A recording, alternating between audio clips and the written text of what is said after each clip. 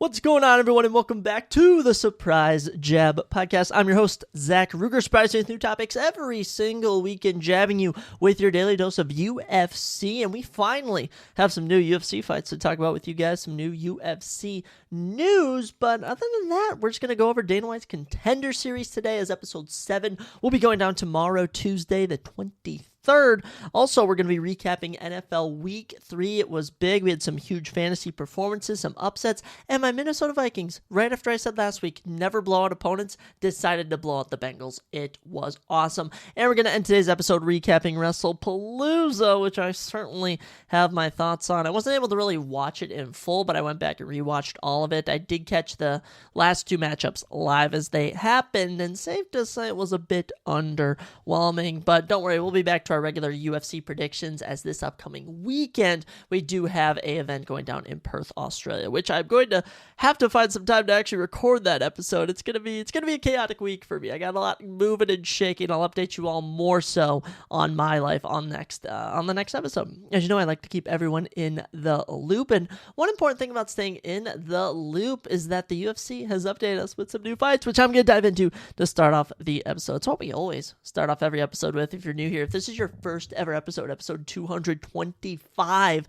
this is your first episode, then we always start off talking about some new UFC fights. At least I'd say 98% of the time. So kicking us off, UFC 323 as a brand new prelim matchup as the undefeated 8-0 Mansour Abdul Malik is back to take on Antonio Trocoli. Now, Mansour Abdul Malik ran into a bit of an issue when he took on Cody Brundage and for some reason couldn't put him away. Other than that, he has dominant knockouts of Dusko Todorovic and Nick Klein. And actually, that fight was ruled to a no contest or even a draw. I think it was ruled to a draw, actually, oddly enough. And as for Antonio Trocoli, look, he's been knocked out twice so far in the UFC. They had him go against Ibo Aslan to get knocked out, and they had him go against, what's his face? Oh my gosh. Was it Ibo Aslan? Or it might have been, I know it was Shar Magomedov and Ibo Aslan. I think those are the two guys that, no, he fought someone else. I have no idea. But Antonio Trocoli is taking on Mansour Abdul Malik, and it is set up for Mansour Abdul Malik to get a highlight reel knockout in front of a red-hot Las Vegas crowd. That'll be going down December 6th, and it is one of the few matchups we found out for that card. We have not had many. We don't even know what the main event, co-main event, we don't know what the main card's going to be, so I'm excited to see what they elect to go with. UFC Vegas 112, the final event of the year on December 13th, has a new middleweight matchup as Cesar Almeida, who hasn't fought since winning on the first card of the year. This is hilarious. He's got to be the only fighter to fight on the first card of the year and the last card of the year, nothing in between. But Cesar Almeida is coming back, and by the way, he had the best knockout of the year for a while after he knocked out Abdul Razak Al Hassan at UFC Vegas 101. He's taken on, though, a very tough debutant in Cezary Olkajacek. Cezary Olkajacek absolutely destroyed Theo Hag. I mean, this guy murdered him on Dana White's Contender Series. And by the way, he holds wins over UFC veterans Chris Fishgold and Tom Breese. So he's 16-3. I can't remember. He's either at 13 or 14 career finishes. He is the younger brother of Michael Olkajacek. We all love Michael. We know Michael Olkajacek. And he'll be representing the Fighting Nerds who actually released this fight new. This should be a good fight. I really hope this is on the main card of this Vegas Apex card, unless they beef it up and it's nowhere near it. But this should be an excellent middleweight matchup, and I'm predicting someone is going to sleep. UFC Vegas 110 on November 1st has a heavyweight fight as the number 10 ranked Ante Delege, who might even be ranked number 11th now, I don't even know, takes on the number 6 ranked Waldo Cortez Acosta. Waldo recently lost his second UFC fight and snapped his winning streak, 5-fight winning streak, I think it was, when he lost to Sergey Pavlovich. That's who it was, right? Sergey Pavlovich. Yeah, very boring fight, left little to be desired, and he's taking on a guy in Ante Delege who came into the UFC and absolutely starched Marcin Tybura. He is coming in with some red-hot heat, and we love a new Croatian boy. His nickname's Walking Trouble. He's boys with Tom Aspinall. We want to see Ante Delege succeed in the UFC. I'm a little surprised this isn't the main event. I don't know if that's going to change or anything, but as of right now, November 1st, this is not the main event. And that's because I'm just realizing in the next new fight news, we have the main event as the number 12 ranked featherweight Steve Garcia Jr. takes on number 13th ranked David Onama. Yeah. It's coming back to me now. Yeah, I remembered why I had it listed in this order. But yeah, so that'll be your co-main event, I presume. Your main event, yeah, Steven Mean Machine Garcia. He's on a 6-fight winning streak, 5 of those wins by knockout. Recently beat Calvin Kattar. He's also beaten Chepe Marisco, also beaten Chase Hooper. This guy has been on a roll, and he called this. After his last win, after Steve beat Calvin Kattar, he said, I want David Onama in a UFC Vegas main event, UFC Vegas Apex main event, and they just listened to him. So, taking on David Onama, who's ranked at number 13. David recently beat Giga Chikadze, somewhat close matchup. He's 6-2 in the UFC, 14-2 professionally. Also very good. I kind of hate that these two are fighting, but I mean, I love both of them, so high-class matchup. It should be entertaining. I got Steve Garcia all day. I think his crisp boxing is going to give David trouble, because David is really first round, like he'll go out and try and put you away, which he has insane knockout power. Look at the Gabriel Santos, look at the Jonathan Pierce wins. Those were dominant. So I'm going to go with Steve Garcia here. David might even be shooting for takedowns late, and Steve will just be hitting on him. But first 5-round fight for both of these guys. This is going to be a fun Apex main event. People are already hating on this, and I'm like, no. Good co-main event, good main event. I'm rocking with it. UFC Vegas 112, that's not the same card. They're fighting at UFC Vegas 110. The last 2 matches we talked about. We're back to the final card of the year, December 13th, as Alan A.J. Fry will be making his UFC heavyweight debut as he takes on the UFC heavyweight debut into Guilherme Kong Pat. So this is probably going to be really random to most people, but Guilherme Pat was supposed to fight on Day One's Contender Series. His matchup got canceled. They're just fast-tracking him to the UFC against another undefeated heavyweight in Alan Fry. Now, I don't know nothing about either of these guys, but they are 31 for Guilherme, and they are 27 for A.J. Fry, or Alan A.J. Fry. Neither of them have any notable wins. Neither of them got nothing going for them, but one's 6-0, one's 5-0. And when I look at them, I kind of lean more towards Guilherme Pat. But we'll have to see. This is a very random matchup. It's super, super unorthodox. We'll have to see what comes of it. UFC Vegas 110, November 1st, new matchup, welterweight Phil Rowe. Phil Rowe is back. He's 4-3 professionally, and 11-5 in the UFC. Phil Rowe always back for another fight. This time, he's taking on the Korean Tyson, Sung Hyuk Ko, who beat Oban Elliott in dominant fashion. I can't imagine a world where Phil Rowe wins this. I really can't. I think Sung Hyuk Ko is going to obliterate him. He's 12-2 professionally, and after that dominant win over Oban Elliott, I'm picking Sung Hyuk Ko over a lot of people here. Fight. So best of luck to Phil Rowe, but this is a decent matchup on that Vegas card. The second to last matchup I have to talk about with you guys. If you liked unranked heavyweights, you'll love this one. Marek Buljo. What type of name is that? Makes his UFC debut as he takes on fellow UFC debutant Jose Montaña Luis. Jose, 6-1, coming in from Brazil. Will be making his debut. He'll be taking on the Polish Marek Buljo, who is 6-0 undefeated. This one will be a UFC Qatar. So I think the UFC is trying to get more heavyweights in the company. Certainly the heavyweights division is one of their weakest divisions in the company, which is funny because Daniel Cormier said the heavyweight championship in the UFC should be and is the most accredited title in the entire world. Like, it literally means you are pound for pound the biggest, the best person on the planet. Because when we really think about it, a heavyweight should be able to dispatch flyweights, bantamweights, lightweights, welterweights. So it's funny to think that as of right now, especially since, I would say since 2018, since 2017, the belt hasn't really meant as much as it used to. So they're just testing the waters with a lot of these UFC guys coming in. So like we said, another random heavyweight matchup they're making. This one, Marek is coming in. He is going to be 32 when this fight takes place. And as for Jose Luis, he will be 29 when that fight takes place. I don't know a lick about either man, but you know what? Good luck to both of them. And this one's not official, but it's basically going to be made official sooner or later. And that is Santiago Ponzinibbio is out of his matchup at UFC Rio, October 11th, against Vicente Luque. Stepping in, moving up 15 pounds in weight, is Joel Alvarez. I was wondering why they removed Joel Alvarez from the UFC rankings at lightweight. It's because of his weight issues, they're finally moving him up to welterweight. I love that matchup. I think Joel should dispatch of Vicente Luque pretty easily. And I can't remember if Joel is 21-2, 21-3, or like 19-3, but he has a 100% finish rate, which with either 21-20 or 23 wins. Like, he is a ridiculous finisher, and he should be very fun to watch. So keep your eyes peeled for that one. That's one of the bigger ones announced. But yeah, November 1st, we know the Apex main event. Now we're just waiting on UFC 323. 120, and UFC Vegas 111 going down November 8th. So we'll stay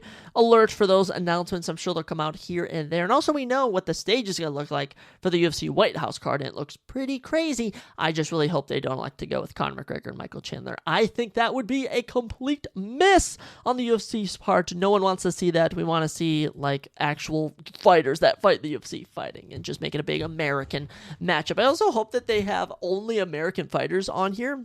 And people are going to be like, oh, you can't be like racist like that. You can't be, I don't even know what's it called when you're like, don't like people from a certain country. That's not what I'm trying to say. What I'm trying to say is what we don't want is for us to have a fight like Dustin Poirier and Islam Makhachev where the Russian is absolutely killing the American. You know what I'm saying? So we really got to structure the card where you're going to be having Americans fight and Americans win, because that's what the 4th of July is all going to be about. But it would be hilarious if we did like Tom Aspinall, who's a Brit, and he takes on, who's an American, like Curtis Blades, who's a red-blooded American, and just starches him in round 1. That would be pretty funny. But yeah, those are all your new UFC fights, all your new UFC news. Lots of exciting stuff going down, and also something exciting going down this Tuesday as Dana White's Contender Series. We've been on a roll, guys. We've had some great events last week, I should say.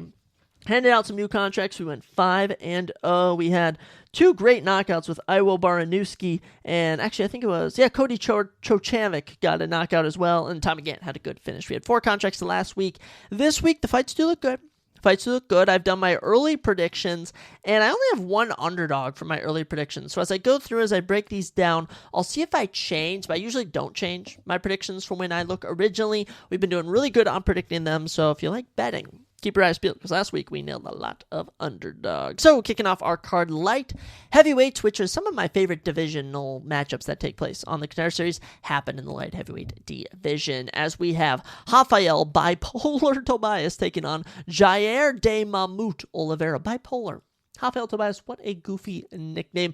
Rafael is coming in 13-1 as the minus 350 favorite. He is the biggest favorite on this entire card. At only 22 years old, he is also the youngest fighter on this entire card. He stands at 6'2", holding a 5-inch height advantage over his opponent, Jair de Oliveira. He rides a 5-fight winning streak and fights out of Brazil. He trains at Chute Box Monstro, the same gym as former UFC title challenger Jennifer Maia. Remember when she fought Valentina back during COVID? No one remembers that? Yeah, because it was so forgettable. Of his 13 wins, 10 are by finish, 5 KOs, and 5 subs, and he only has 1 of his career losses is by knockout. His 1 loss is by knockout. 8 of his 13 wins have came in round number 1, and his last win was on April 12th.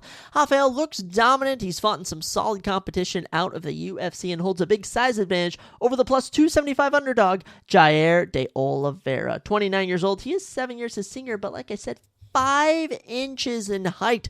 He is at a discrepancy, and I mean, he looks like 20. He looks 22, and Rafael Tobias looks 29. Like, I just feel like this is set up for Rafael Tobias to get a nasty knockout. Of Jair de Oliveira, 6 career wins. He has 5 finishes. So, no losses to his name, 4 KOs and 1 sub of those 6 wins. His last win came in May of 2024. All of his finishes have came in round number 1. Yeah. I looked at both these guys. If you look at their pictures, I haven't seen any fight highlights of anyone on this card, but just from appearance alone, I'm going with Rafael Tobias. He's got the look, he's got the experience, he trains at a better gym, and he's fought more recently. He's fought 3 times since the last time Jair de Oliveira fought. I mean, what has he been doing the last year and a half? Goodness me, Jair. But yeah, it is pretty funny. Jair de Oliveira looks 22 and Rafael Tobias looks 29, and when you're minus 350, I'm going to ride with you. Rafael Tobias, that's my prediction. Plus, he has double the experience that Jair de Oliveira has. Next up on Dana White's Contender Series, episode 7 in season 9, we're in the men's featherweight division as Justice Torres takes on Javier Blair Reyes. This is crazy. Justice Torres 12-3, Javier Reyes 21-5. This man has had 26 professional fights coming in with 21 wins. One of the most experienced fighters not only I've ever seen on Dana White's Contender Series, but certainly the most by far this season. Javier is the minus 190 favorite in this contest against the 12-3 Justice Torres. Now, for Javier, he is 31 years old from Bogota, Colombia, and I've been watching a lot of Narcos with Lexi, my girlfriend, and let me just say, I know a lot about Bogota, Colombia. But he has moved from Colombia to Las Vegas to train here. He is 5'7", has a 73-inch reach, and of his 21 career wins, he has 17 finishes, 9 KOs, 9 subs. I expect domination from this guy. Of his 5 defeats, he has been finished 3 times, twice by knockout, 1 by sub. One of those times, oddly enough, to Larian Douglas, who we watched 2 weeks ago, absolutely starch his opponent. Larian Douglas is going to be a problem in the UFC, so out of those 5 losses, Javier, that's a good loss to have. He was originally supposed to fight Icaro Brito. Icaro pulled out. He was then supposed to fight Robbie Ring. Robbie Ring pulled out. So third in line is Justice Torres, who's the plus 160 underdog. Javier did last fight in June, so he has fought in recently, one would say. The underdog, Justice, 27 years old, so 4 years younger than Javier Reyes, fights out of Texas. He has 1 inch in height over Javier, as he is 5'8", but is at a 4-inch reach discrepancy with an only 69-inch reach, as opposed to the 73-inch reach for Javier Reyes. Of Justice's 12 wins, 6 of them are by finish, 5 kills and 1 sub. I was going to say 5 for a second, but I was realizing I was just looking at the knockouts. And of his 3 defeats, they've all been decisions. So his last win was in August, where he was able to pick up a round 1 knockout. All of his career has taken place in Fury FC. He was able to win a belt over there. Actually, I don't know if he won a belt over there. I can't really remember. But Justice Torres, coming in, he's a southpaw. He's younger. Both of their birthdays are in October. October 19th for Justice, October 10th for Javier Reyes. So I always find that interesting. Look, I'm going with Javier Reyes, 21-5. He's been fighting some tough competition. And I'm not saying Fury FC doesn't bring out good competition, but, when you're the third in line, usually you haven't won. I've seen that. There's a pattern on the DWCS Contender Series. Sometimes short notice people can come in to get a win, but even when you're like a second replacement, you're not winning. And mind you, this is a third replacement for Javier Reyes. So I'm going to go with Javier. I'm even going to go with a submission here. I always see when guys come in with like 9 KOs, 8 subs, they usually nab that 8th sub or that 8th knockout to give them a perfect number of KOs and subs for their career. It's just another pattern I've come to recognize. By the way, for that first fight, I got Rafael Tobias getting himself a knockout over Jair de Oliveira. That's what I got there. So Javier Reyes, I hate to go with the favorite. I always love picking underdogs, but for this contest, I think Javier Reyes is going to get it done. Then next up, I don't know if this is either the second or the third. I feel like it's only the second women's fight of the season. We head to the women's flyweight division as Gisela Abraba Chavez takes on Sofia Labruja Montenegro. Ooh, fun names, ladies. Gisela Chavez, 6-0. Sofia Montenegro, 6-1. And oddly enough, they have all their stats listed on the UFC stats page. I've had to go out on Tapology. I took notes for every single fight, and I had to find the height and reach for every fighter. And oddly enough, for some reason, they have the women's listed on here. So thank you very much. Gisela is 5'4". Sofia is 5'6". So 2 inches in height for Sofia, but 1 inch in reach for Gisela, 68-67. Both women fight in the orthodox stance. 2 years in age is the discrepancy here. Gisela is coming in at 28. Sofia is at 26. Sofia Montenegro minus 180. Gisela plus 150. Sofia Montenegro is 26 years old from Argentina. She currently rides a 3-fight winning streak and trains at Alpha Team in Argentina, same gym as Esteban Ribovics, who is making a name for himself in the UFC. Now, she has 3 kills and 1 sub of her 6 career wins, and her last win did come in June, funny enough. Another funny thing is Sofia Montenegro's 1 career loss was a 10-second knockout. I always love to see that, but that shouldn't affect her, as I'm trying to remember who the other fighter was. I take so many notes on so many of these guys. I'm trying to see who it was. It was someone on a previous episode. Oh my gosh, I'll never find this name. But someone on a previous episode of DWCS Contender Series had 1 career loss, and it was a 6-second knockout. And I was like, how is that? Oh, it was the guy who trains with the Korean Zombie. I can't remember his name. Didn't get a contract. This was last week. Yeah, it was, what's his name? In Su Huang. His only career loss was 6 seconds. Funny enough. So other than that, Sofia Montenegro has done pretty good for herself.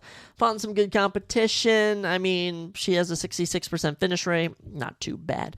Her opponent, Gisela Chavez, 28 years old from Brazil, was originally supposed to fight Regina Tarin, so Sofia is a short notice replacement. Her last win did come in April, and she has a 50% finish rate with 3 of her wins coming by knockout. There's not much to go off of here, guys. Gisela was the original fighter on here. Looking at their images, I liked Gisela's appearance much more in terms of looking like a fighter.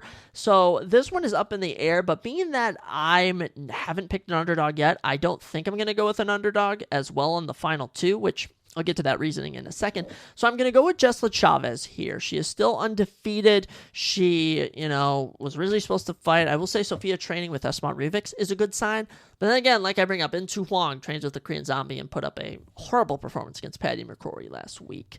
Jesla, last fought in April, still looking fresh. We'll go with her. There isn't much reasoning I have to give here. I'm just hoping for a finish. I really am hoping for a finish here. The last women's fight we had on the season was a banger. So I'm hoping that these women look at that and go, okay, I'm going to up that. I'm going to go for a finish. I'm going to go to submission and knockout and get it done. But hey, both these women appear to look for knockouts in their fights. That's what I love to see.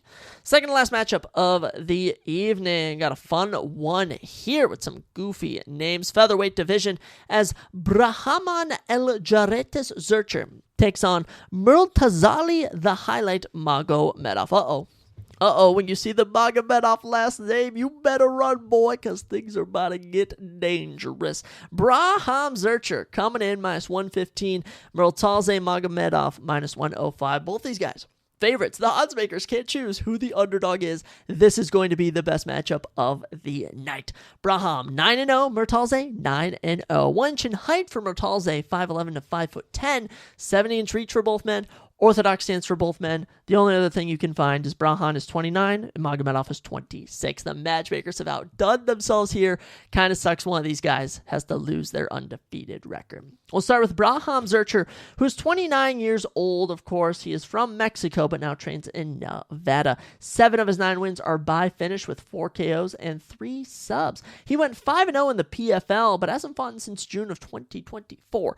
His opponents have been pretty good, I have seen, especially fighting in the PFL, but at the same time, the PFL isn't as big as the UFC.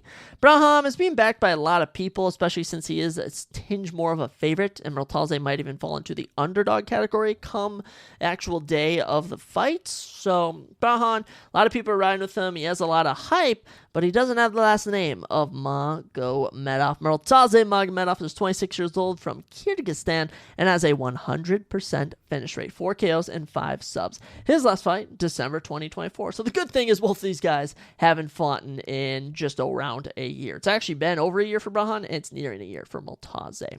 Murtaze has had some very good opponent records out of the usual Dana White Contender Series people we see.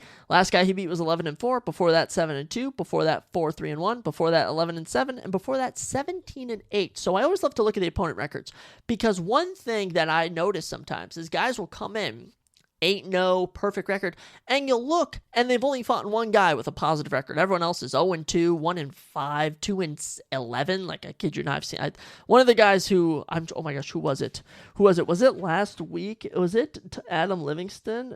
No, it was Tommy Gant who won, fought a guy who was 10-40 and beat him. I mean, come on, what are we doing there? So, Murtaze Magomedov is fighting some good guys. I will say the PFL is a high-level league, especially to go undefeated 5-0 in, but I do like Murtaze Magomedov, especially since he is lesser of a favorite than Brahman. So if he falls into the underdog category, I really like him. This should be the best fight on the card. Braham Zurcher is looking to bring it. So is Murtaze Magomedov. This could go either way. I don't ride or die on these picks. I don't even keep track of them. But I always have to predict every fight. Because whenever I watch it a fight of any kind, whenever I watch it a game, I always like to have a team that I hope is going to win, especially during the World Wars. Let's go America. And I don't forget I said that. Alrighty, the main event of Dana White's Contender Series, if you will. The final fight of the evening is what it should be more so called. As Dejane Barbier takes on Montes, pray with me, boys, Kondratvacius. Kondratvacius.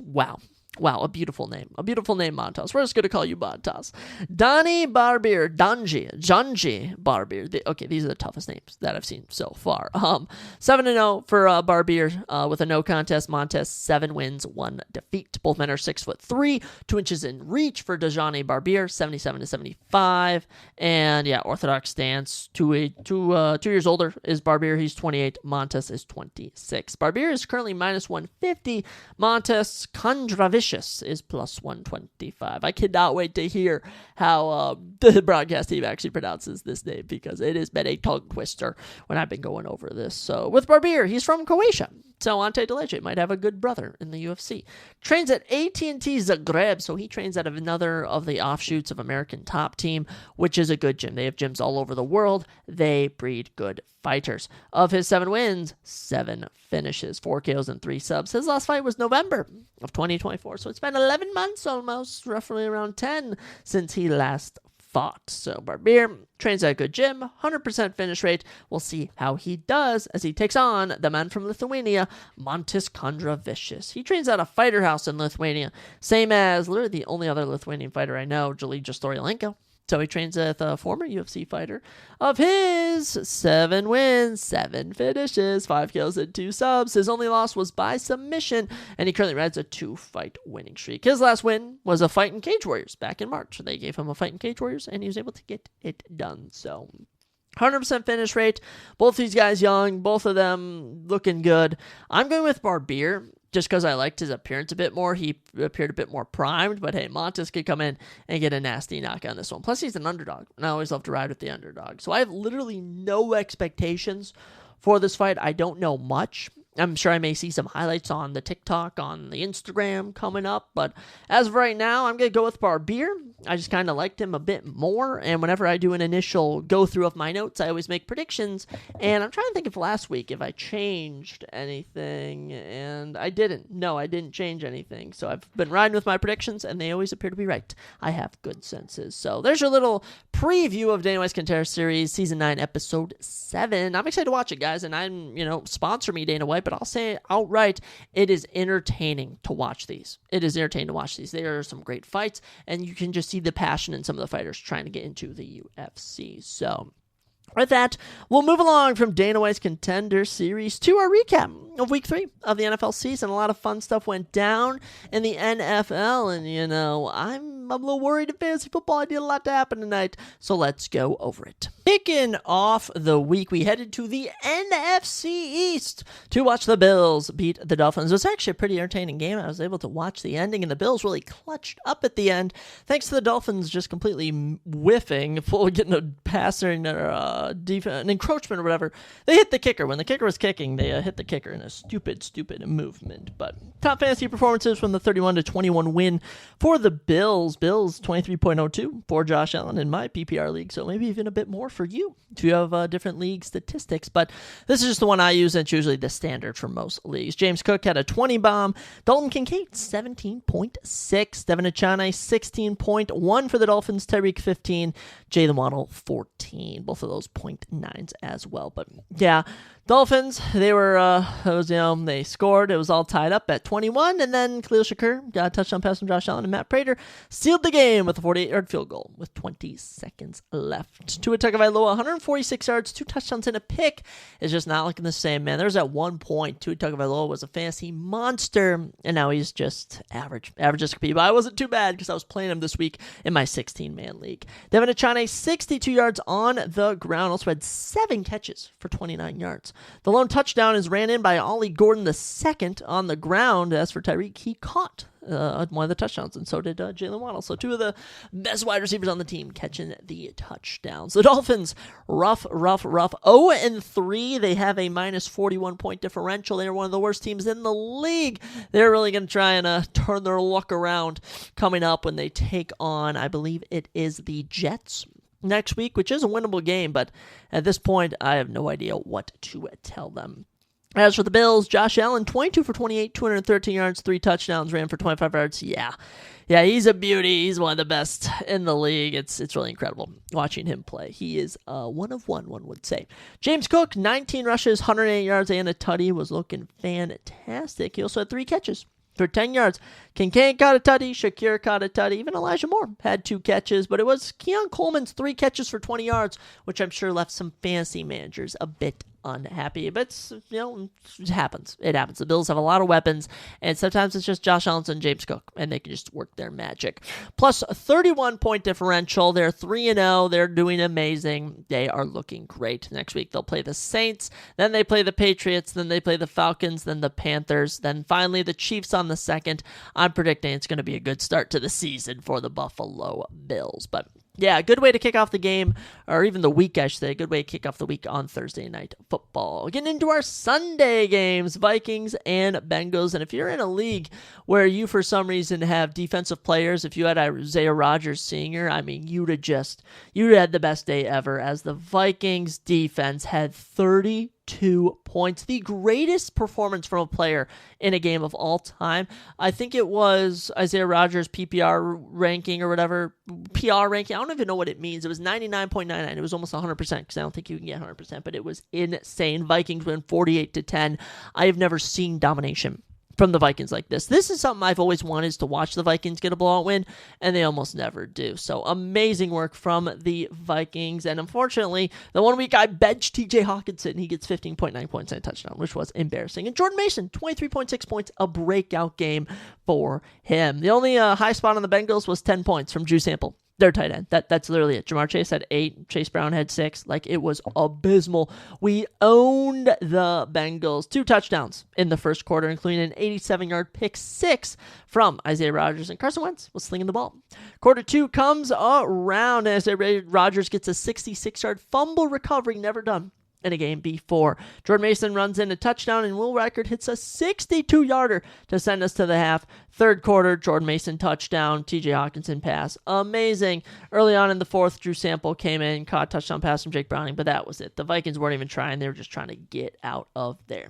Cincy, Jake Browning, 1 touchdown, 2 picks, abysmal, a lot of fumbles. Bengals turned the ball over so many times.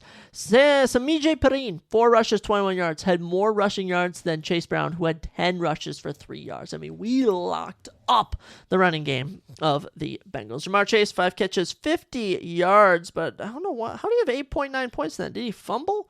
I have no idea what happened to Jamar Chase. That is so random. Noah Fant, 5 catches, 26 yards. T. Higgins held the 115-yard catch. The Bengals are just lost right now without Joe Burrow. Probably forever. Joe Burrow's probably just done. He's probably the new Andrew Luck. I don't know what they're going to do. I really don't. They're still the head of the AFC North, unless until the Ravens win their game tonight over the Lions. We'll have to see if that happens. I don't know. But Bengals 2-1, still are the best team in the AFC North, despite having a outstanding minus 33 point differential. I have never seen that before. Funny enough, the AFC North, what is going on with you? So we'll see how the Bengals bounce back when they take on the Broncos next week on Monday Night Football. But if I'm being honest, I'm not giving them any opportunities to do well. I got the Vikings all season long, man. I mean, come on. Come on, Vikings. What are we doing here, man? This is the greatest showing I've ever seen from you guys. I'm blown away. Where has this been all my life? Where has this Vikings team been? They are now the second best team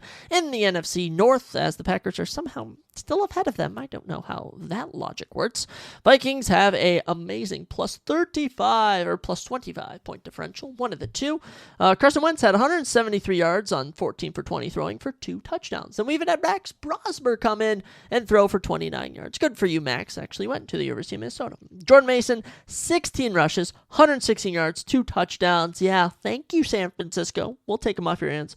JJ, 5 catches, 75 yards. Hawk, 5 catches, 49 yards and a tutty. If I know Wentz is playing, I'm so starting Hawkinson next week, dude. I am hands down starting him. Josh Oliver caught a touchdown. Adam Thielen, no touchdowns, but they have some targets, in case you're wondering. We even gave Cam Akers the ball. And there's this guy named Zach Scott. He's apparently our backup running back. Was unaware of that. Vikings will keep their momentum rolling when they take on the Steelers overseas and the Browns overseas for the next 2 weeks. Very happy as a Vikings fan. I felt great joy. Another game that went down at noon, Steelers and Patriots, and since I had the Steelers defense, I was very happy with this performance. Patriots losing 21-14 in a defensive battle. Steelers get 15 points for them. I don't know if they had a touchdown or something. I think they just locked in. Got some fumbles, got some picks. They did well. Jalen Warren, 13 points. Calvin Austin, the 12 points. But it was Hunter Henry. Oh my gosh, 29 points for him. It's the Hunter Henry performance. He always has 1 or 2 games where he gets 20-something points. Other than that, he gets 0 points the whole year. Drake May gets 19, and then Travion Henderson, 7. It was the Drake May and Hunter Henry show. Close game all around. It was 14-7 heading into the half before Hunter Henry's touchdown tied it up. And then Calvin Austin and Aaron Rodgers clutched up with 2 minutes left, putting the Steelers ahead. And their defense came up big on the final drive of the game. Aaron Rodgers, 139 yards, 2 touchdowns and pick, was very underwhelming. I mean, Jalen Warren, 18 rushes, only 47 yards. Keth Gainwell managed to run in a touchdown. but there wasn't really any bright spots besides the defense. I mean, Jalen Warren, 5 catches, 34 yards. Calvin Austin and DK Metcalf both catch touchdowns. So if you have DK Metcalf, you're probably happy with that.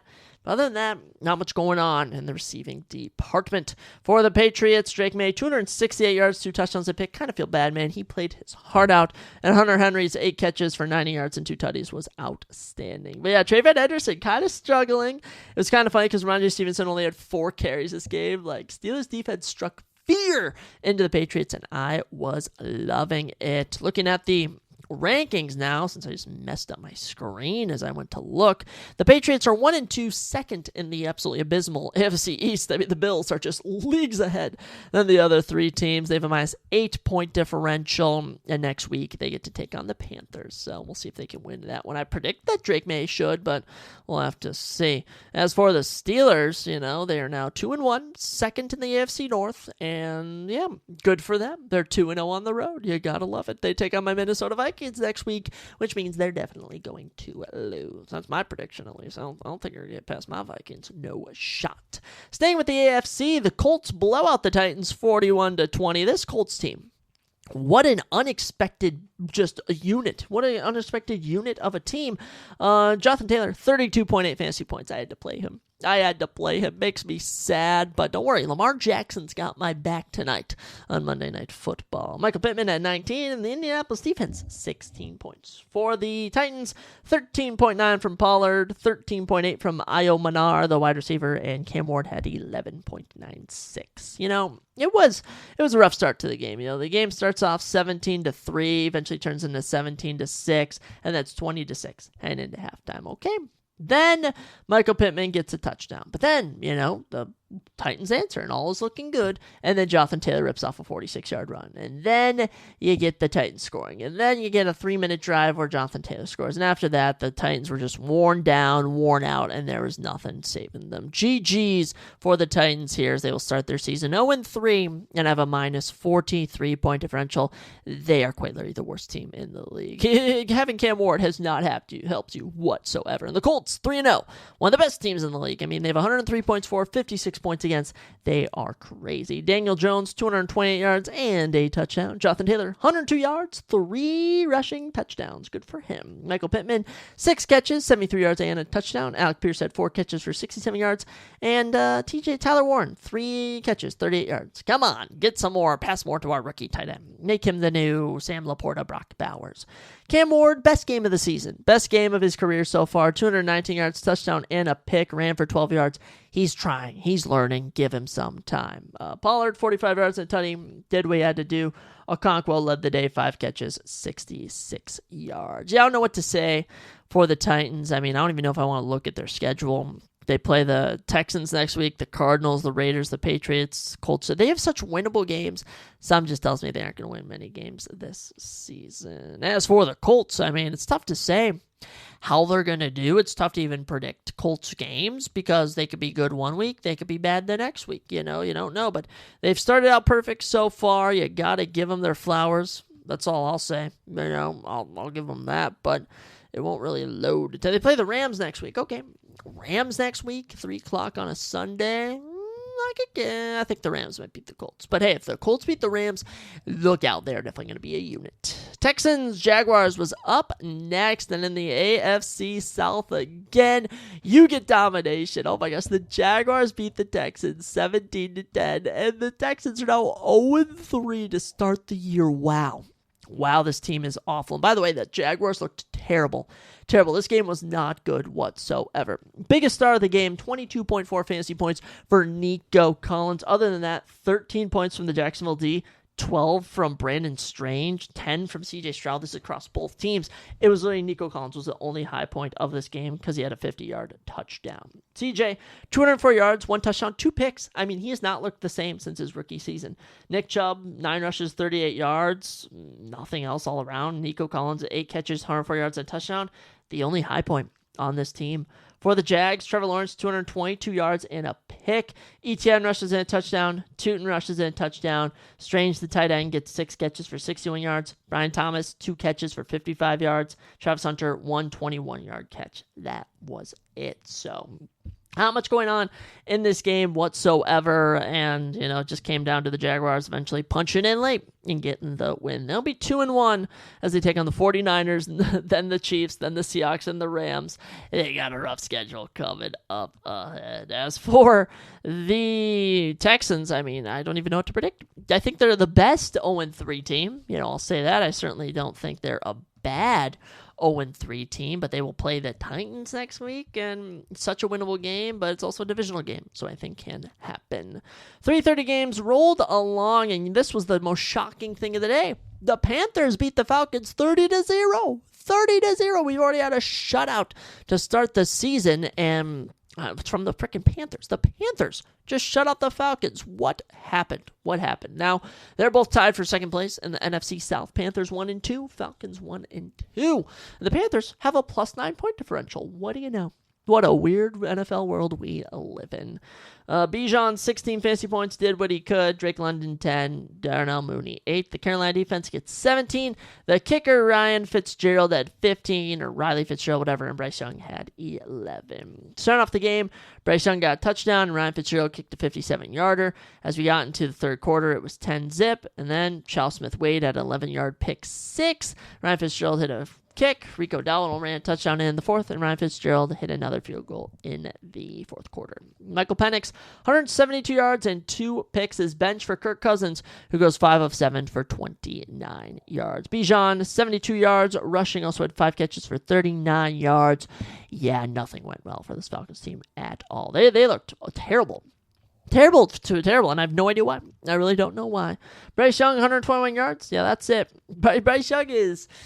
Yeah, I don't think Bryce Young's going to be in the NFL much longer. That dude was doing nothing. Chuba Hubbard got a touchdown. Rico Dowdle got a touchdown. And you know what? They did let Bryce Young run in a touchdown. So he did get a touchdown. Tatori McMillan, 3 catches, 48 yards. That's about it. No one really showed out in this game, yet it was a 30-0 blowout. Funny how that works. We'll see how the rest of the season goes. My prediction is that the Panthers don't win many games. And honestly, if the Falcons play like this every week, they are not going to win many games. Let me just tell you that outright. They get to play the Commanders, then the Bills, then the 49ers. So they got a fun 3-game stretch up ahead of themselves. And the Panthers, actually, I don't really care what the Panthers have to do, but oh well. Keeping our noon games? Yeah, keeping our noon games rolling. One of the best games of the day. The Eagles beat the Rams 33-26 in a comeback for the ages. Great win. Great win for this Eagles team. They will improve to 3-0 and escape this one. All right, Rams will fall to 2-1. Puka Nacua, 22.8 points. Kyron Williams, 19.2. And the kicker, Cardi, 15. For the Eagles, 29 from Jalen Hurts, had 31 in some other leagues. A.J. Brown had 22. Devontae Smith had 20. It was a passing affair for the Eagles. To let you all know, Jalen Hurts starts off the first drive, touchdown. Looking good. The Rams then score unanswered 19 points. Yeah, not looking good whatsoever. But then it was lock-in time. Dallas Goedert, touchdown. A.J. Brown, touchdown. Devontae Smith, touchdown. And then on the game-winning kick for the Rams, it is blocked by Jordan Davis, who returns it 61 yards to end the game as time expires, and the Eagles win 33-26. Wow. While the defending champs look amazing. For the Rams, Matt Stafford, 196 yards, 2 touchdowns, a pick. He did average. Kyron Williams, 94 yards. Blake Corum put up 53 yards.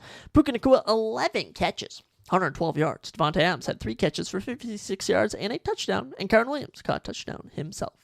For Philly, 226 yards and 3 touchdowns for Jalen Hurts. He was airing it out. Saquon only had 46 yards on the ground. And of course, 40 yards and a touchdown for Jalen Hurts. Give him 4 on the day. A.J. Brown, 6 catches, 109 yards and a tutty for Devontae Smith. 8 catches, 60 yards and a touchdown. Even Dallas Goedert, his lone catch was a 33-yard touchdown. Eagles looking good. Looking fire, and they look to keep their momentum rolling as next week they will take on the Buccaneers, which should be a fantastic Sunday throwdown. For the Rams, I think we discussed them. They have a game coming up with someone we went over. You know what? It doesn't even matter. Great comeback win for the Eagles, and I expect them to have a good season overall.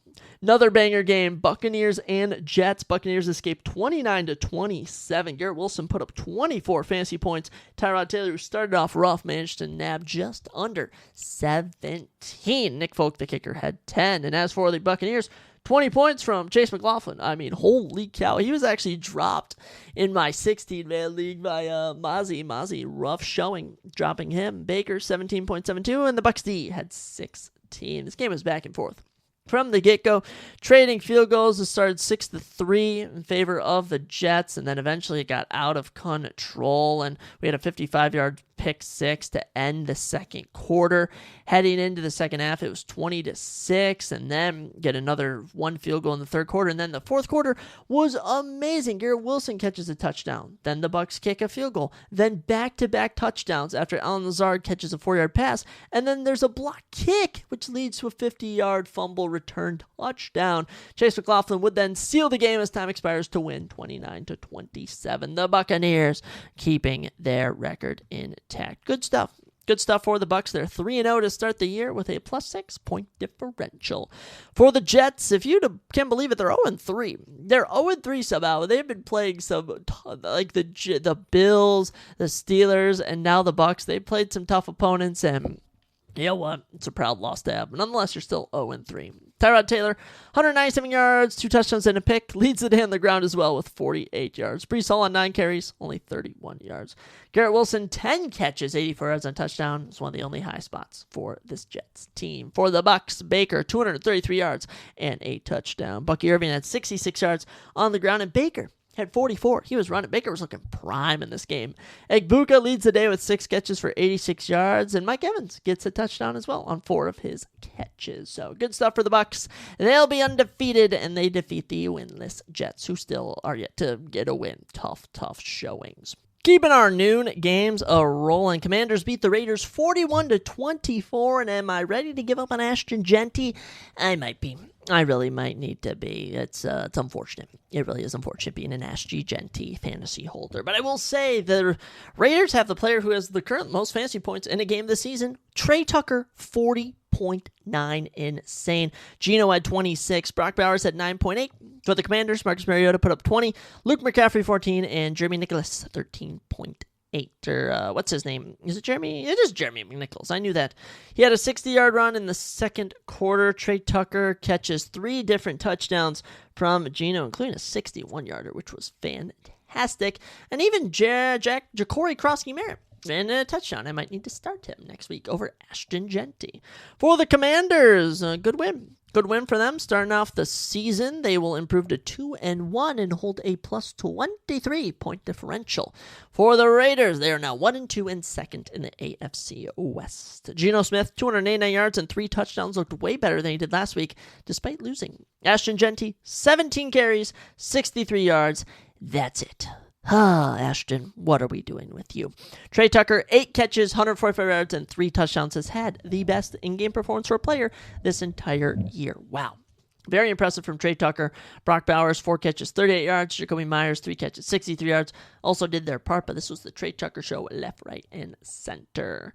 Thankfully, the Commanders' defense came up big and managed to stop them here and there, and the Commanders' offense also held on. Mariota runs in a touchdown, McNichols ran in a touchdown, and Krosky-Merritt also ran in a touchdown. The lone passing touchdown went to the younger brother of Christian McCaffrey and Luke McCaffrey, who had 3 catches for 56 yards and a tutty, and Scary Terry had 3 catches for 74 yards and might have injured himself, which is not very good. Good start to the season for the Commanders.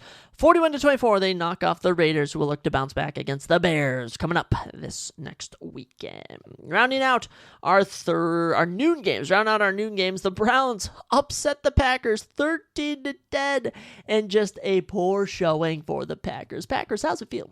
How's it feel to suck? Oh my goodness. How is this the best team in the NFC North? I refuse to believe that at all. 2-1 now. Yeah. Packers, bad.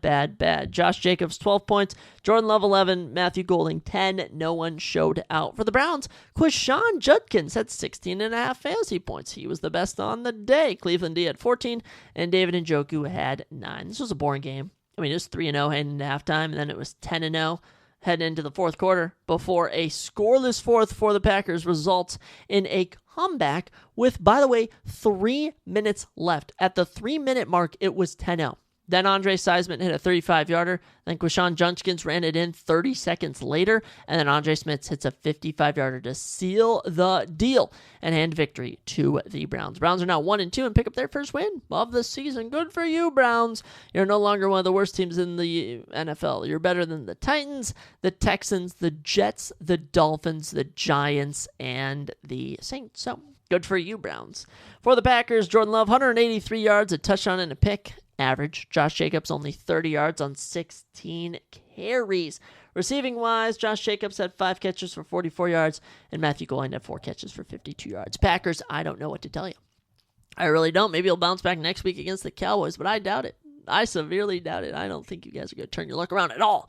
I think you guys are going to suck the rest of the season. For the Browns, Joe Flacco, 140 yards and a pick. Didn't look good at all. Quishon Judkins, 18 carries, 94 yards and a touchdown. Did literally everything, and Njoku had 5 catches for 40 yards. Jerry Jeudy, fantasy owners, 1 catch, 17 yards. Could never be me. I'll never pick Jerry Jeudy again since his Bronco days are over. So, excellent win for the Browns here in a piss-poor game. I'm just happy to see the Packers lose as a Vikings fan. Speaking of the Broncos, they lose to the Chargers 23-20 thanks to a game winner from Cameron Dicker. One of the better games of the 3:30 slate. Very entertaining. Cortland Sutton puts up 23 fantasy points. J.K. Dobbins 15 and Bo Nix 13. Amari Hampton, breakout game for the rookie, 25 fantasy points. Keenan Allen had 19.5 and Quentin Johnson 14.9. Yeah, excellent game all around. Cortland Sutton had a 52-yard catch. You also had Keenan Allen catch a 29-yarder. Some of the big throws for the game. Bo Nix goes 153 yards and a touchdown. Pretty piss poor. J.K. Dobbins had 83 yards and a touchdown. Good for him. Cortland Sutton, 6 catches, 118 yards and a touchdown. Looked like wide receiver 1. He looked like the role he's supposed to be filling. For the Chargers, hey, they're 3-0. I just want to say the Chargers are 3-0. They're one of the best teams in the league. Broncos fall to 1-2 and are tied for second in the AFC West. Amari Hampton, 70 yards and a tutty. Good stuff for him. Quentin Johnson, 6 catches, 89 yards. Also had a ridiculous 11 targets. Oh my. Keenan Allen, 7 catches, 65 yards. Gets a touchdown. And Amari Hampton, 6 catches, 59 yards. Ladd McConkey, 4 catches, 41 yards. Is not looking like wide receiver 1. He's looking like wide receiver 3 out there. Yeah, Quentin Johnson off the waiver wire. Thank you. Thank you very much. I'll keep him all year long. Chargers, 3-0. Great work. One of the more shocking teams. Them and the Colts, I don't think anyone would have predicted them starting out 3-0. Their upcoming slate, Giants, Commanders, Dolphins, Colts, Vikings, Titans. I mean, it is a very interesting slate for the Chargers the rest of the way. And I like their odds. I really do. So Chargers, impressive performance all around. They are undefeated. Broncos, you know what? You're not as bad as people say, but you really got to lock in on defense. Next up, one of the biggest blowouts of the week, Seahawks win 44-13. And at one point, actually heading into halftime, they were up 30, I want to say 8-6. I think it was 38-6 heading into halftime. But this was insane. So we start off the game. Jackson Smith and Jigba catches a touchdown. Then Troy Horton gets a 95-yard punt return. They then march down 3 minutes later and get a touchdown. It started off 21-0. Then Blake Grubb kicks a field goal. Then Torrey Horton, the same guy who returned the punt, catches a touchdown from Sam Darnold. They then get the ball back after a 4-and-out, and Kenneth Walker runs a touchdown. It was crazy. From there, field goals the rest of the way, and Jake Stoll caught a little 13-yarder from Spencer Rattler to end the game. But yeah, crazy work from the Seahawks. Here their defense put up 17. I had to play them. They were looking prime. Chris Olave had 15 for the Saints. Spencer Rattler 11. Juwan Johnson 11. Yeah, Saints I think are the worst team in the league. Those are some of my final thoughts on the Saints. They will fall to 0-3 and have a minus 43 point differential. Oh, brother. For the Seahawks, 20 points for Jackson Smith and Jigba, 18 for Torrey Horton, and 18 for Kenneth Walker. Rattler, 218 yards, a touchdown, and a pick. Alvin Kamara, 42 yards on the ground. Chris Olave had 10 catches, though. Wow, 10 catches, 57 yards. Juwan, 6 catches, 51 yards. It is that Stoll who on 2 passes got a touchdown. I always love when randos catch touchdowns. It makes fantasy owners so angry. For the Seahawks, Sam Darnold, 14 for 18, 218 yards and 2 touchdowns. They didn't have to do much, and he looked good. They even brought in Drew Lock to end out the game. Kenneth, on only 16 rushes for 38 yards, gets 2 tutties. Good for him. Smith and Jigba caught a tutty. Torrey Horton, of course, caught a tutty and returned a punt. And Cooper Kupp had 2 catches for 31 yards. Jackson Smith and Jigba is a animal. And the Seahawks are now 2-1, and the AFC West is looking very good. Everyone is 2-1 except for the 49ers, who are 3-0 as they knock off the Cardinals in a game which I think everyone was watching going, how are the 49ers losing this? Luckily, they clutch up, and Eddie Pinheiro hits a 35-yard game winner. Oh my goodness, it was a wild, wild matchup. Trey McBride had 15, Kyler Murray 14, only double-digit scores for fantasy for the Cardinals. McCaffrey, 24 points. McCaffrey's a beauty. Ricky Purcell had 19, and Mac Jones 13.96. But boring first half. It goes in 6-3, and then heading into fourth at 6-6. Just field goals left, right, and center. I mean, pretty boring. For finally, Kyle Juszczyk runs in a little, actually, I think it was like a little screen pass from Mac Jones, who got it in. Then the Cardinals come back and answer. It's all tied up, 13-13, and then we get a defensive holding in the end zone from the 49ers, which results in a safety for the Cardinals. They somehow use up all their timeouts, get the ball back, make it all the way down, and then Eddie Pinheiro chips in a little 35-yard gimme to win the day. 49ers still undefeated, 3-0, but they might be fraudsters for being 3-0. Cardinals are 2-1, and having this be your lone loss is not too bad. And I was saying Cardinals were going to be one of the biggest frauds for being 2-0. That's what I said coming into this week, and I can safely say that they impressed me. Their defense was very good. Their offense, not so good. Murray, 159 yards and a touchdown. Trey Benson, 10 carries for 42 yards. James Conner had 9 and got injured. Marvin Harrison, 3 catches, 44 yards. Trey McBride, 5 catches, 43 yards, a touchdown. I mean, literally nothing was going on offensively. None whatsoever. For the 49ers, I mean, it was the McCaffrey show. It was the McCaffrey show. I mean, this dude is just an animal. Mac Jones, 284 yards, touchdown and pick. Good for him. 17 rushes, 52 yards for McCaffrey. He had 10 catches for 88 yards. Oh my goodness, still such an animal. And Ricky Purcell, currently wide receiver 1 with Kittle and Ayuk out. 8 catches, 117 yards. Good stuff. The 49ers avoid a abysmal upset and win 16-50. I'm not going to say it was a good game, but the ending was somewhat entertaining. 49ers, moving on. They'll play the Jaguars next week.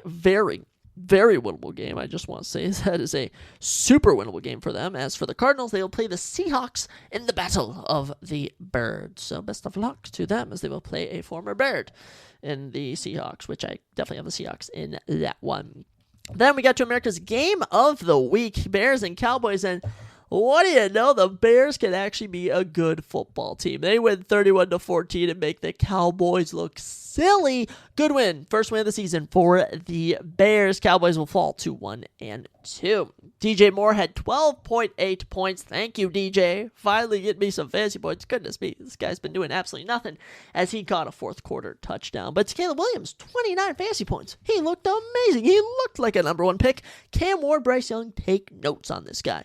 Burden the third, some random wide receiver, had 19.8 points, and Romo Dunze had 15. Jake Ferguson, 21.2 points, was the best looking Cowboys player. I mean, you could easily tell when you're watching he was the best player. George Pickens, 17.8, and Javonte Williams, 12.2. I mean, no scoring in the fourth. This was all Bears all day. You know, heading into halftime, it was 20, I think it was 20, I want to say 24-14, and like you had one score in the third, and that was it. That was it. The defense just kept stuffing the Cowboys over and over and over. It was a good showing. Great showing, actually, from the Bears. For Dallas, Dak, 251 yards, touchdown, 2 picks. Just couldn't get past this Bears defense. He couldn't. They even brought in Joe Milton the third to end the game, and he had 41 yards and threw a pick. It was hilarious. Javonte, 76 yards. Miles Sanders at 41. Jake Ferguson, 13 catches, 8 yards. The most catches of any player on the day. And Pickens catches a touchdown. But let's talk about Chicago. Caleb, 298 yards, 4 touchdowns. Amazing. Truly amazing. Nothing was done on the ground, like 33 yards from Swift. That was it. They actually had 6 different players run the ball at one point. Receiving-wise, DJ Moore had the most catches with 4. had 21 yards for a touchdown. Burden the third, no idea who this guy is. 3 catches, 101 yards, a touchdown. He had a 65-yarder, which was impressive. And Rome has 62 yards on 3 catches for a touchdown. And don't forget about Cole Kmet, whose lone catch was a touchdown. And Loveland started off the game with a 31-yard pass. We're all like, oh my gosh, this is going to be Loveland's breakout game. Yeah, it was not Loveland's breakout game. Not whatsoever. So, of course, the Bears will play the Raiders. I actually have some of my family members going to that game in Las Vegas. So hopefully the Bears can get it done. And as for the Cowboys, I mean, I don't even know what the Cowboys are doing. I have no idea. Do I care? No, not whatsoever. They play the Packers coming up. Oh, Sunday Night Football. Okay, might actually be an entertaining game. I'm probably picking the Packers in that because the Cowboys look like fraudsters. They're yet to do anything impressive. So, we'll wrap up our little Week 3 recap here. Always goes longer than I hope to, but Chiefs and Giants on Sunday Night Football, it sucked. It was a boring game. This Chiefs team looks terrible. I mean, I'm just going to say it. They're 1-2. They do not look as good. I do not think they're making it back to the Super Bowl. I'm going to say that right here and then. Shout out to their new star wide receiver, Tyquan Thornton. He appears to be the only person Patrick Mahomes wants to throw to. He had 18 points. 18 points for Thornton.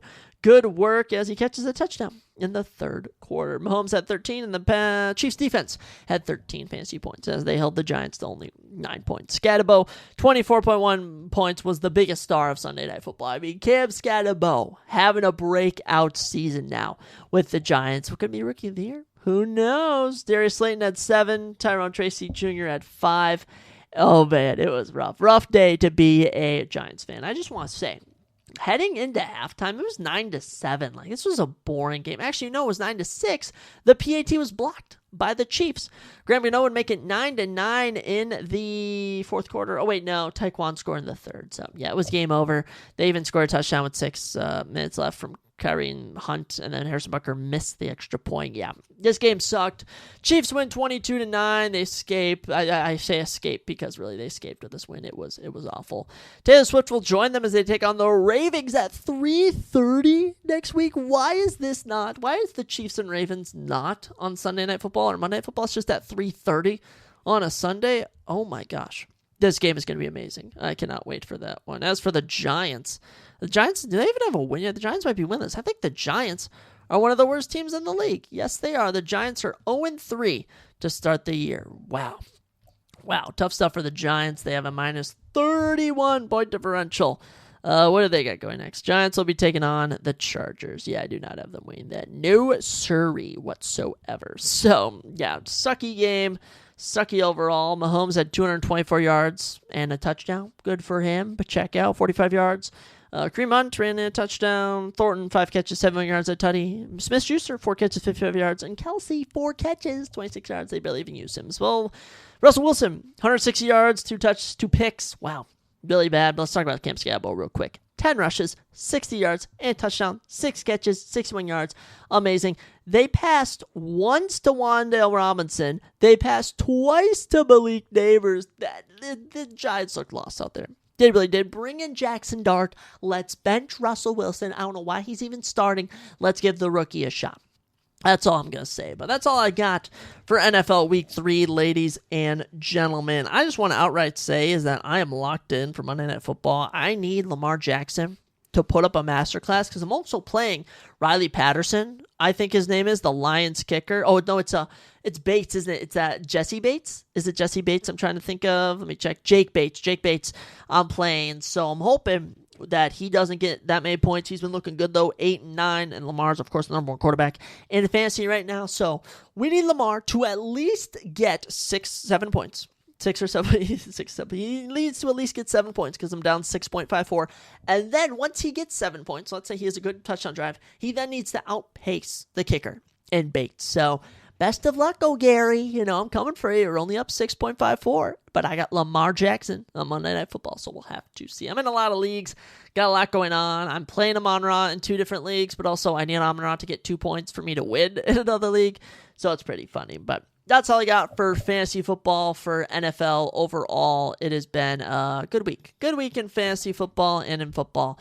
We'll look ahead to the next week as we come ahead. And yeah, go Ravens tonight over the Lions. But let's get into our finale of this. And I was so pumped for WrestlePalooza. It was the debut on ESPN for WWE going down in Indianapolis. I thought it was going down at the big stadium, but no, it was at the small stadium, Gainbridge Fieldhouse, 18,176 packing it.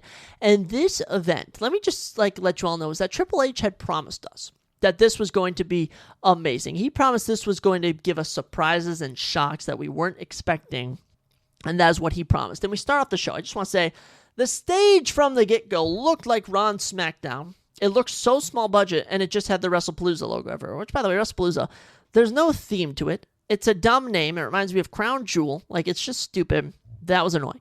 Stage, annoying. Crowd, somewhat getting into it as we have John Cena come out to start the show. He comes out. He has all these kids with him. It's super high energy. You can feel it. He gets this triumphant entrance. It's amazing. And then Brock Lesnar comes out, and he just looks intimidating. His entrance is just super mean mugging, and it gives him so much aura. And then Paul Heyman surprises us, comes out, and announces Brock Lesnar, and this feels like a big fight. You're just kind of thinking WrestlePalooza is about to become a big deal. What we then proceeded to get was an 8-minute and 50-second squash match. A squash match of Brock Lesnar beating John Cena. I mean, 6 F5s, and he basically no-sells 3 out of 2 adjustments in a row. I mean, this was awful. Kids were crying. It sucked the entire life out of the arena. This was the one thing no one wanted. They didn't even care if Brock Lesnar won. We just wanted a good match. We wanted some story to it. We wanted this to feel like the definitive end. And now we know there's going to be this theme Brock Lesnar, he's going to be the one guy I need to get back, which means this is definitely not the last we see of John Cena. And this is as Santi's at, one of my favorite wrestling YouTubers, says, we are in a low John Cena appearance economy. He has 5 more appearances. He has 3 PLEs and 2 Raws. Then John Cena's done. John Cena will never be in WWE again. It's going to be insane. And here he is getting squashed by Brock Lesnar. It was awful. It was boring. The crowd was booing, and they weren't booing because the heel won. They were booing because it sucked. This absolutely sucked. It killed the vibe. It wasn't good, and I was fairly disappointed in this. To go from here, John Cena doesn't appear until October 11th at Crown Jewel. He has no scheduled appearances, so I don't know if they're going to build him up to an opponent. He's going to have an open challenge. I have a feeling there's a wrestler called Grayson Waller, and he does his talk show in the ring. I have a feeling they might bring John Cena down for that, and then we learn of his next opponent. But you have John Cena at Crown Jewel, and some tells me he's not going to be in a match. I really get that vibe. He's going to be at 2 Raws between Crown Jewel and War Games. He's going to be at Survivor Series, and then he's going to be at Saturday Night's Main Event, and those are your final 5 appearances. And I just know that there's not enough time to build up feuds here and there. And, what WWE could do, same thing they did with the heel turn, is just kind of sweep this under the rug. They could just say, all right, screw this was bad, the fans didn't like this, and give us a whole brand new thing, and just make us be like, okay, that never happened, here's John Cena's new opponent, and he's going to win, which I kind of hope they do. And as for Brock Lesnar, I don't know if he's going to be a part-timer. I have a feeling he might join the Vision in a War Games match. I think he may join that team, but I don't really know what to think of Brock Lesnar. I really don't. He has been appearing on SmackDown, so that's good, but I really don't understand what we're doing with all this. So, yeah, Brock Lesnar, John Cena, horrible start to the show. Everyone gave it an F, and even ESPN was like, it felt so lackluster. Next up, tag team match with The Vision, Bronson Reed and Braun Breaker, taking on the Usos. Finally teaming up back together is the Usos. And, they also did this random thing announcing LA Knight was the guest referee, but they did it the day of, and I heard of it through other channels that weren't even WWE, and I'm like, why didn't you just do this on Raw or SmackDown? Why did you do it the day of? It made no sense. And like I said, this event never recovered. I'm just going to tell you right now. This event never recovered from how bad it started out because no one cared. No one cared. They've been seeing the Vision and the Usos feud on Monday Night Raw and Friday Night SmackDown, especially Monday Night Raw, the past months. They've been doing this for months, and just no one cared. And then LA Knight was like, I don't care, you can use tables and chairs, and it was just run of the mill. It's not a bad tag team match, but we have to look at it in context, is that it's following something bad, and when you're trying to follow something bad, and it's something we've seen before, no one's going to care. The Usos reuniting didn't even feel that big. It didn't. And then to make matters even worse, Jey Uso gives himself a concussion or something. They prematurely stop the match. You literally see LA Knight call for a spear. 1, 2, 3, that's that. It was rough. And then Jey Uso looked so out of it. So nothing's even advertised for Raw with these guys. Thankfully, the right team won. I'll try and find some goodness here, but this match went 17 minutes, and even got to a point I'm just like, what time is it? 17 minutes? Oh my, wow. So, Braun Serena and Braun Breaker win. They actually look dominant. They actually look good, for goodness sakes, and Jey Uso and Jimmy Uso look like absolute scrubs. So all I can presume is this feud's going to continue on. Maybe LA Knight will have a matchup with, I don't even know, Braun Breaker at Crown Jewel. This feud is far from over, and I don't even see an end game to this feud. I really don't. So let's just enjoy what that's not even enjoy. Let's put up with what we have to. But this was just boring. It was boring, and I think that's the worst thing. Is like, it wasn't bad. It was just boring. But then, ladies and gentlemen, I just want to tell you, not everything on Crown Jewel was bad. All right, we still had some good here. Stephanie Vaquer defeating Io Sky to become the new Women's World Championship as they wrestled for the vacant Women's World Championship. 20 minutes and 11 seconds. And yes, this is a match of the year contender. It's crazy to think that the women have been doing some amazing things this year. They have had amazing matches. Becky Lynch and Lara Valkyra, Io Sky, Rhea Ripley. You have seen Io Sky, Rhea Ripley, and Bianca Belair. You have seen gems this year, and Io Sky and Stephanie Vaquer joins that crowd. This was a fantastic match. And this match where it's like you're watching the Usos and Braun Breaker and Braun Strowman, you're like, 17 minutes. Oh my gosh, that took forever. This was 20 minutes, and you're like, what? No, I want more. I want more of this. It was perfect. And it just makes sense. Storyline-wise, it makes complete sense. And Stephanie Vaquer's finish, I didn't even know what her finish was, to be honest. I thought it was that one thing where she, bashed the opponent's heads in with her knee. But no, she had, the spinning kick or spinning thing off the top of the ropes and landed on her, and it was a beautiful finish, and it was a beautiful moment. She celebrated with her dad outside the ring. I loved it. I love it. Stephanie Vaquer, you are the new Women's World Champion, and it is fantastic.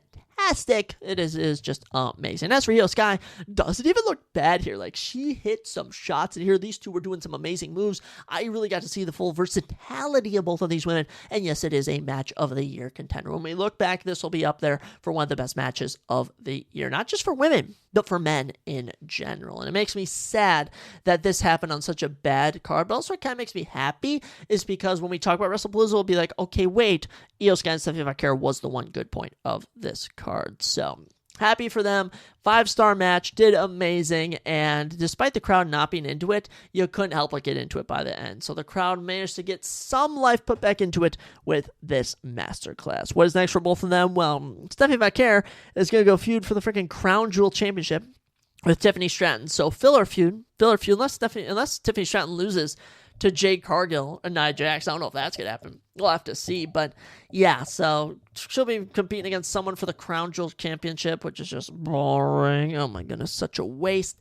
And then Stephanie, what's her name? Io Sky has a feud with Asuka and Kairi Sane. She's got a whole program going with them. I have a feeling she may team with Rhea Ripley against Kairi Sane and Asuka, which would be amazing. Do that at Crown Jewel. I can get behind that. That works. So this was one of the high points of this card. And then we had another high point, CM Punk and AJ Lee taking on Seth Rollins and Becky Lynch and winning in a 29-minute and 18-second matchup. Holy cow.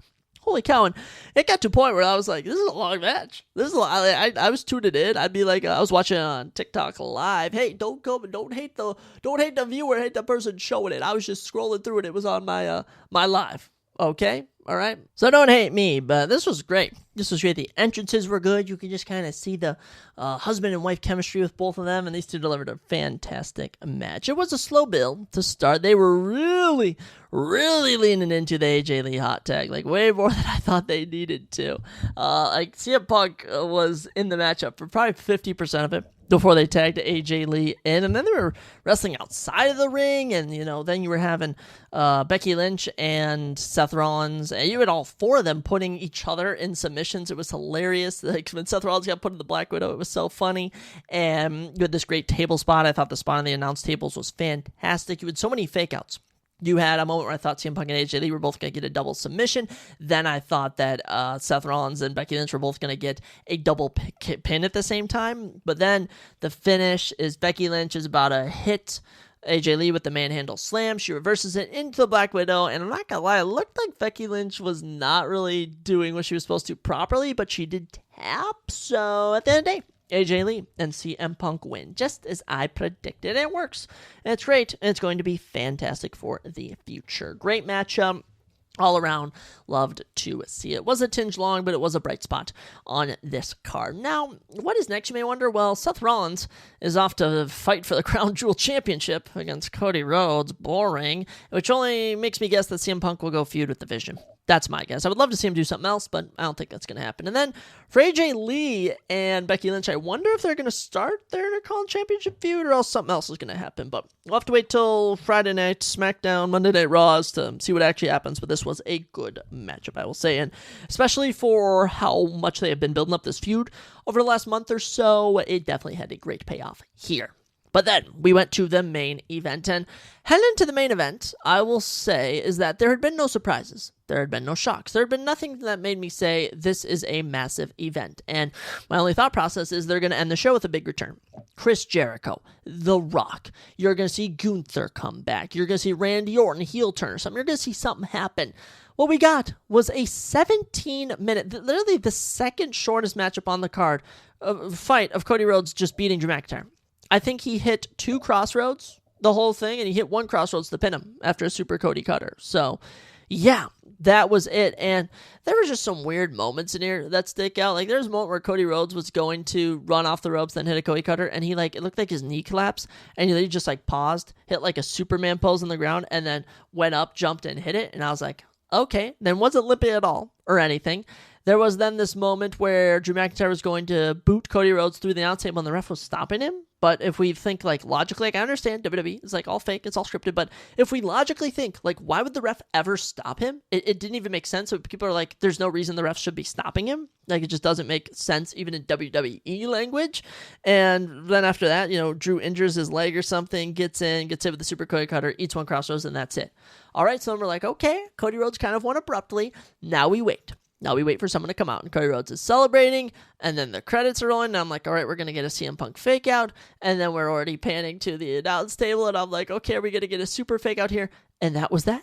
And it was literally that was it, and this was so bad. The entire internet wrestling community is just in agreement, this should never have happened. And the best part is that there was a plan change from John Cena to Brock Lesnar winning the day of. There was also a creative decision to not do what Drew McIntyre and Cody Rhodes both suggested, which was that Randy Orton cost Cody Rhodes the WWE Championship.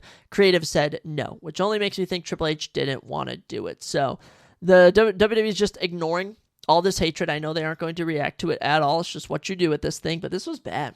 This was bad, and the best part, ESPN themselves tweeted that the show was underwhelming. It was insane. ESPN writer Andreas Hale gave the event a C, calling the show average, saying the excellent Valkyrie vs. Sky match saved the show from being truly average, while knowing the rest of the card was underwhelming and fell short of expectations. Yes, absolutely.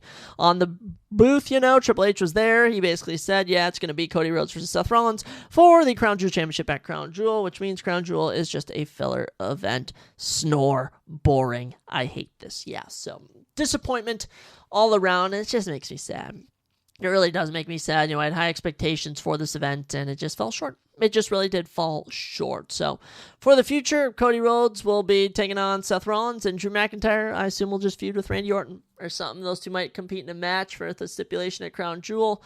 But yeah, just underwhelming all around. I understand this August to December period is always slow. Your prime WWE comes between January and August, especially the road to WrestleMania from Royal Rumble to Mania. That's the peak WWE gets. But come on, guys. What are we doing here? What are we doing here? Just disappointment all around. I have nothing but poor things to say except for 2 good matches on this card. And by the way, Cody Rhodes and Drew McIntyre isn't even a bad matchup.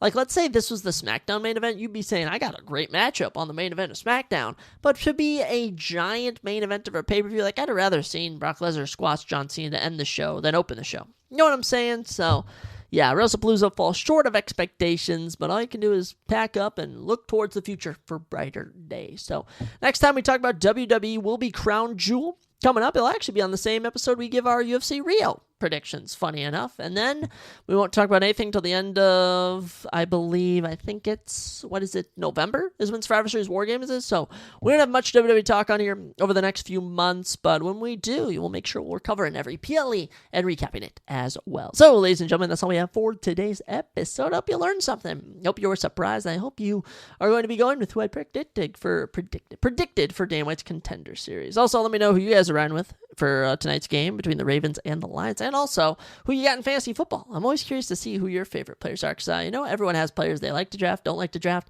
and I am similar to everyone else in that aspect. So, ladies and gentlemen, may the Lord bless you and keep you. May the Lord let his face shine upon you and be gracious to you. May the Lord look upon you and give you his peace. Everyone go out, make it the best week of your lives. I know I'm going to make it the best week of my life. And I'll see you next time on none other than the show you're listening to, the Surprise Jab Podcast.